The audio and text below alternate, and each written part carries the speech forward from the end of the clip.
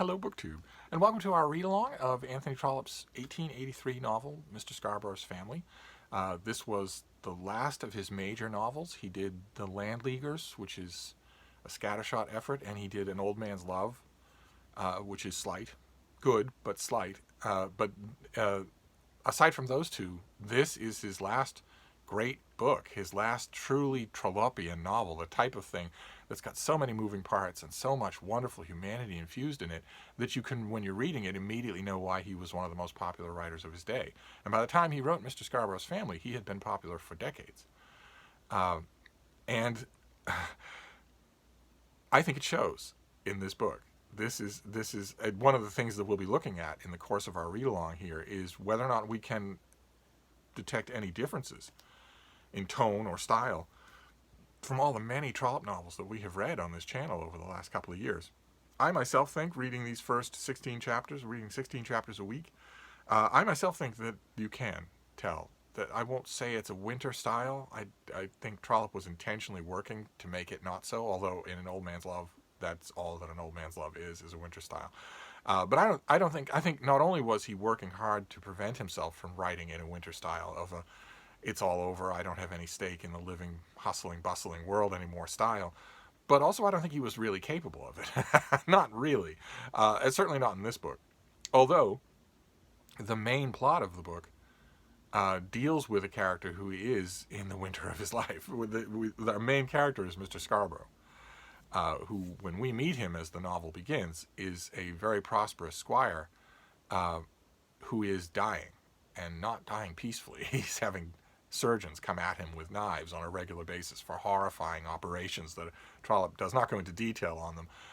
But we get the strong impression that Mr. Scarborough is surviving by grit alone.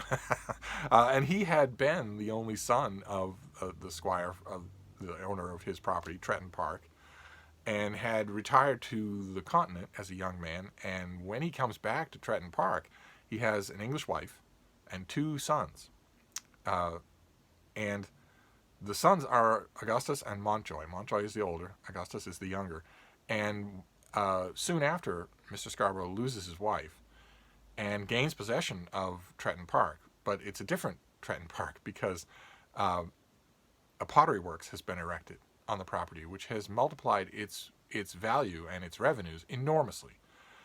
So that what was once before a minor, comfortable country seat where Mr. Scarborough would probably not have wanted for anything but wouldn't have had any affluence, all of a sudden there is an inheritance and money and income involved. And that introduces the bugaboo of this whole book, the scarifying kind of unspoken, inhuman nemesis of this whole book is the law of entail.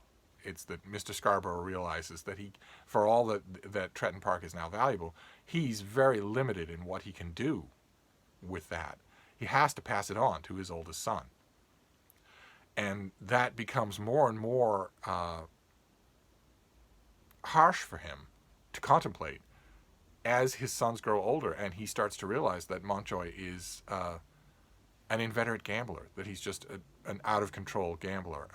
Not altogether a bad person, not noble at all, but capable of love, capable of munificence, but weak and addicted to gambling, ruinously so. So that it becomes obvious to Mr. Scarborough that if something isn't done, there won't be any Tretton Park left anymore. That Montjoy will just mortgage the whole thing for gambling debts, and it'll be gone in 2 seconds. Everything that Mr. Scarborough has husbanded and worked on and lived and profited from will be gone. He realizes this and makes a very reluctant revelation to the world, which is that Montjoy, his oldest son, is illegitimate. And always has been, of course, and that Mr. Scarborough was hiding this fact from the world, hoping that his oldest son would turn out okay. But as he realizes, it would be unfair to his younger son to have the whole family just ruined. It'd be unfair to the younger son, unfair to all the forebears, all the Scarborough forebears, which Mr. Scarborough does not care about. Mainly, it'd be unfair to all of those people if he lets Montjoy just destroy everything. So he announces to the world, and more specifically, more pointedly, to Montjoy's innumerable creditors, people he's borrowed money from that he can't repay, except with the promise of a chunk of the revenue of Tretton Park when Mr. Scarborough is dead, post-obits, or what they're called, and they're absolutely vulturine. It's a Trollope obviously does not like anything about the financial world that he's describing here. He's very harsh, in some ways, not politically correct, because he takes full indulgence in the Victorian characterization of Jews as moneylenders, so that the two words are used interchangeably, and the characters, unfortunately, some of them, are not invested with the kind of three-dimensional warm humanity that I was mentioning, that I was alluding to earlier. But we can get to that later on. We can get to the moneylenders. But the point is that before Mr. Scarborough made that announcement, the whole world seemed absolutely normal to both Montjoy and his brother Augustus. Montjoy was, for instance, had long been sort of quasi-promised to his first cousin. That's another thing that will make 21st century readers squirm just a bit. Florence Montjoy is his first cousin. She's Mr. Scarborough's niece, but Montjoy has been sort of unofficially espoused to her for years, and just expects that he will just carry on. We're told that in his own way he does love Florence Montjoy, and is totally reckless and would probably marry her even without the money, even without any kind of money in promise. Whereas Augustus Scarborough he's a barrister, and well, he puts on a nice social show. We're told that he can put on social graces when he wants to. But it doesn't take long in these first 16 chapters for Trollope to convey what he's like. And he is not capable of love. He is not capable of a munificence of spirit. He is not as good a person as his brother Montjoy, no matter what Montjoy's weaknesses are, no matter how callow Montjoy can be. We're told that Mr. Scarborough, in his heart of hearts, prefers his older son to his younger son, and is ruining his older son only because otherwise his older son would ruin everything, would ruin the property, the family, would pauperize everything. So right away we get a personal dynamic set up, because Florence Montjoy, her mother is utterly flabbergasted by the news once it breaks that Montjoy is nobody, as Trollope puts it in the parlance of his day, that he is suddenly nobody. And Florence Montjoy's poor, long-suffering mother is also put out by the fact that Florence Montjoy has another suitor. Harry Annesley is another suitor, a young man who Trollope, he tells us that Harry is, I guess, as he puts it, he is, I guess, going to be the hero of this book. That's not a very ringing endorsement, but it actually is a book with no hero. So the qualification is totally justified. Trollope tells us that he's not very heroic, that he's callow and feckless, but he appears to love Florence Montjoy too. And Florence Montjoy's mother, in the course of the chapters that we're reading today, thinks that the only way to stop this from happening, that she knows, is to throw herself on the mercy of a relative on the continent and go overseas, leave England for a while. We meet Harry Annesley, and he is a typical Trollope young man. He's not exactly a paragon. He's full of weakness. He is good looking. And more importantly, for the engine of the plot at the beginning of the book, not only do we meet Harry Annesley, but also one night at 2 a.m, Montjoy meets Harry Annesley, and they have both been drinking. And Montjoy knows. He's, first of all, just consumed with a rage that he can't vent on anyone about this huge injustice that's been done to him. But in addition to that, he's also heard that he has a rival for Florence's affection. And Trollope has a very droll way of putting the setting of their meeting. A few days after the visits to Cheltenham, described in the last chapters, Harry Annesley coming down a passage by the side of the Junior United Service Club into Charles Street, suddenly met Captain Scarborough at 2 o'clock in the morning. Where Harry had been at that hour need not now be explained, but it may be presumed that he had not been drinking tea with any of his female relatives. Captain Scarborough had just come out of some neighboring club where he had certainly been playing, and where, to all appearances, he had also been drinking.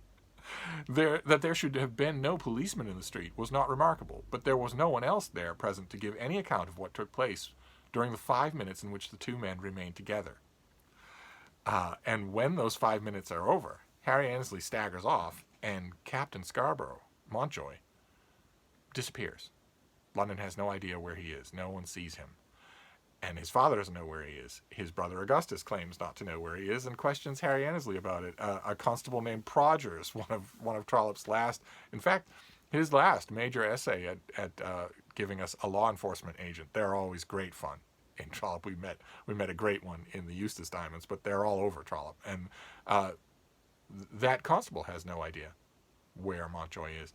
The police force is looking for him everywhere because, of course, it's suspected that he might do ill. He is a wild man now because he's nobody and had grown up as somebody.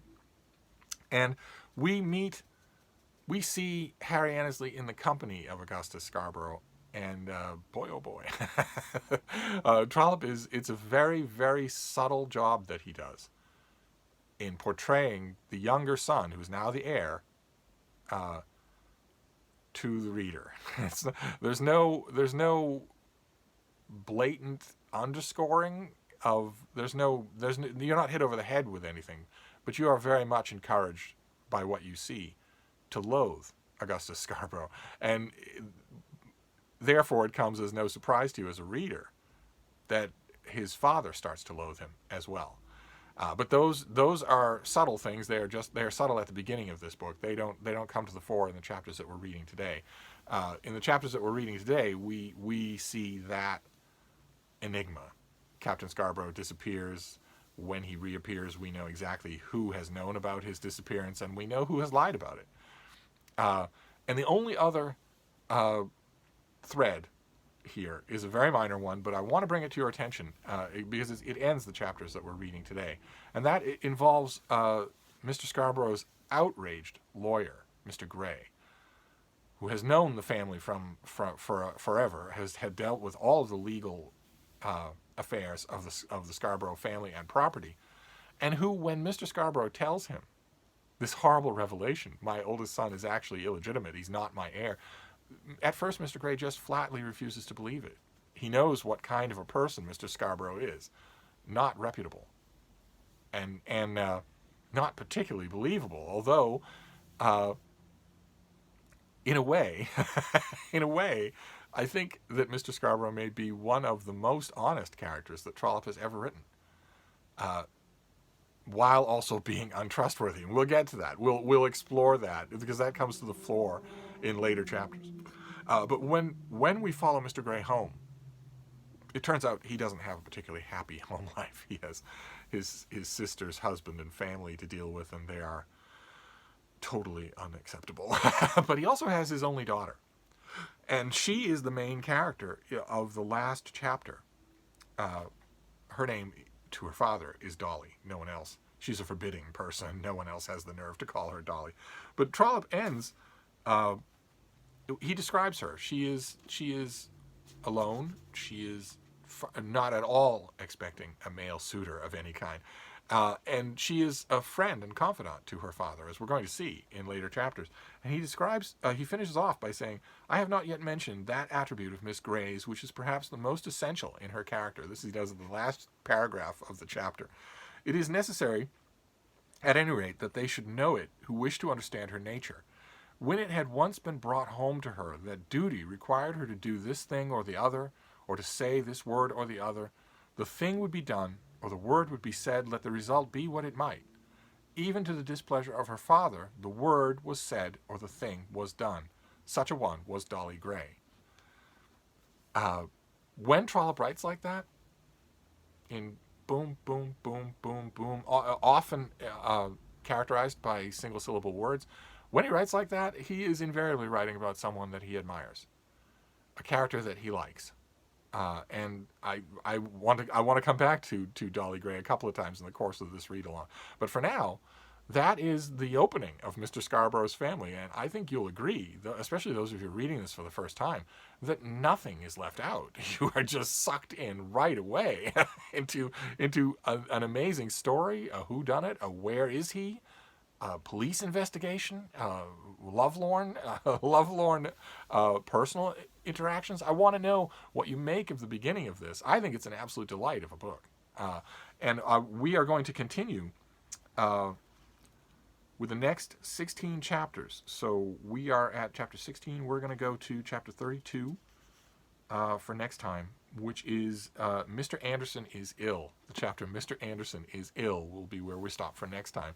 On this our latest Trollope read-along, we are going to read Trollope's standalone novels in the course of 2020. We're going to consort with Lonely Trollops. so we'll continue on with this. I can't wait to hear what all of you are making of it. And I will wrap this up for now, but I will see you soon. Thank you, BookTube.